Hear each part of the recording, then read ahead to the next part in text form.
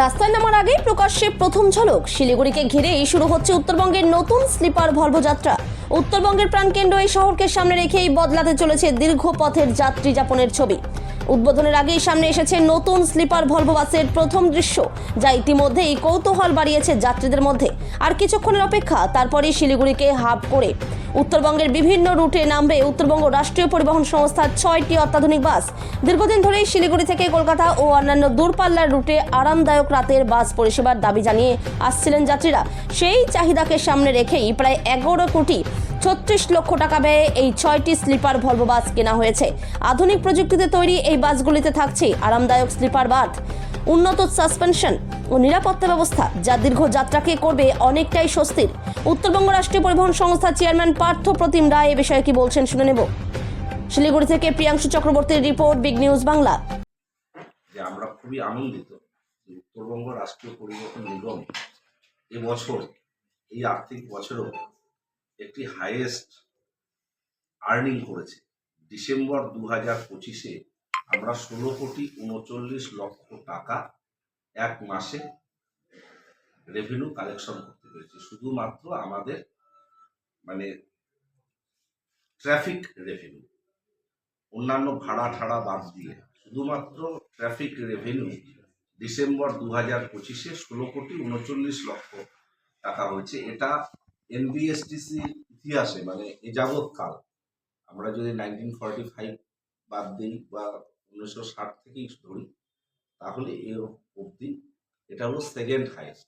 এবং সব থেকে বেশি আর্ন হয়েছিল মে 2023-এ 16,41,00,000 টাকা। আমরা সেটা টাচ ক্রস করতে পারিনি, কিন্তু এটা সেকেন্ড হাইয়েস্ট।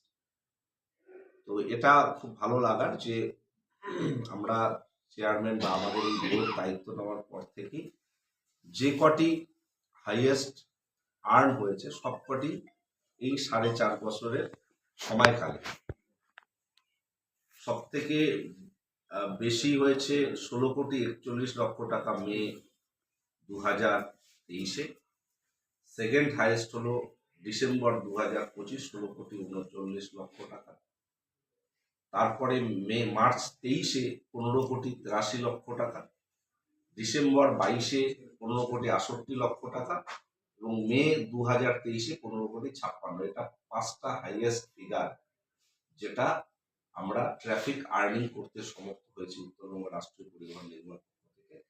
এবং অত্যন্ত যেটা আমাদের সকলের ভালো লাগা যে আমাদের এই বোর্ড হওয়ার পরেই এই হাইয়েস্ট আর্নগুলো হয়েছে। আমরা উত্তরবঙ্গ রাষ্ট্রীয় পরিবহন নিগম খুব অল্প সময়ের মধ্যে আরো 60 সিএনজি বাস আমরা পাবো।